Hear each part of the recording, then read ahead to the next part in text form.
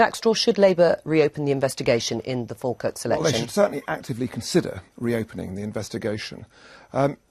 You'll recall, as you indicated in your commentary, Jo, that the inquiry didn't exactly find no evidence. The inquiry was faced with a situation where there had been clear evidence presented by, I think, two people of concerns about what had been going on inside Falkirk.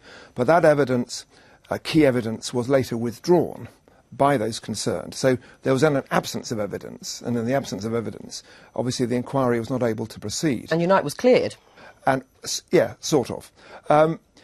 I read the Sunday Times. I've not seen the emails at all, but I think that there is a sufficient case presented by the Sunday Times for there to be further questions which will need to be dealt with. I don't think this is going to go away, and because it runs in to the catastrophic tactics that were adopted by Unite in respect of Grangemouth. And to be blunt about it, my analysis is that Len McCluskey downwards put internal Union Unite politics before the interests of their members at Grangemouth plant. But, I mean, that's a very serious claim, because obviously unions are there to represent their workers, and nearly 800 people almost have lost their jobs. It is a serious claim, but it's actually hard to see any other explanation for what happened, because you had Stevie Deans being subject of discipline, because, as is now clear, he was using company time and money to spend on Labour Party activities, not just the odd email, but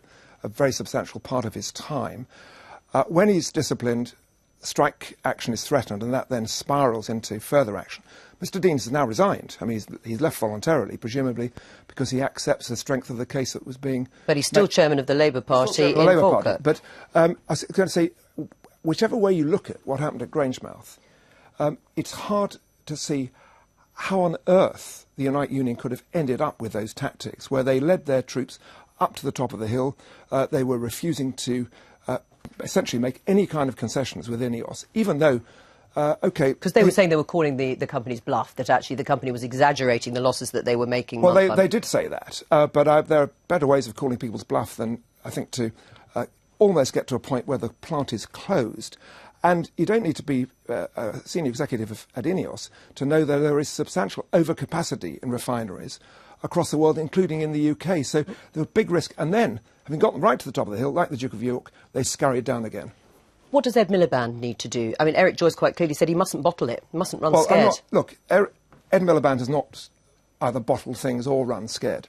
I don't have access to any of the evidence apart from that which I've read in the Sunday Times. Ed and his colleagues do have on the organisational subcommittee.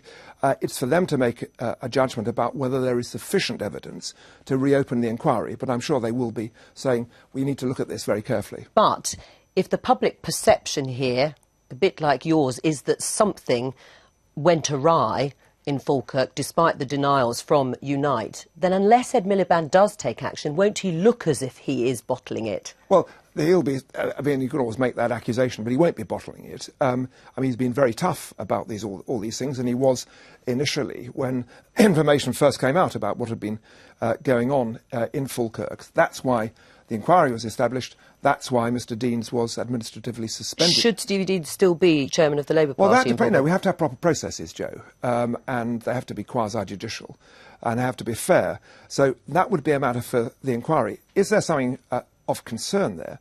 Of course there is.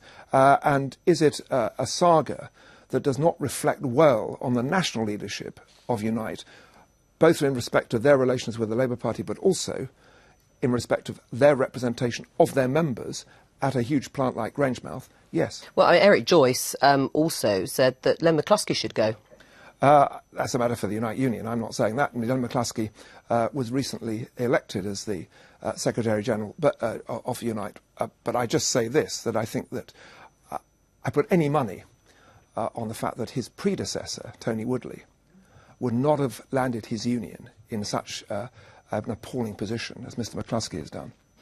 What do you think it does in terms of public perception of unions, whether they are working in the interests of their workers and Labour's relationship with the unions? We need unions. I've always had very good relations with the unions, with one or two exceptions. When I was Home Secretary and Justice Secretary, I mean, not with the major unions like Unison, for example, who I always got on fine, or the JMB. I always had a special problem with the Prison Officers Association. But you need unions, and I see people coming into my constituency surgery who haven't got union membership, who have really suffered grave injustices by their employers. But you need the unions to recognise that their fundamental responsibilities are to their members, and if they fail that, then they fail everything.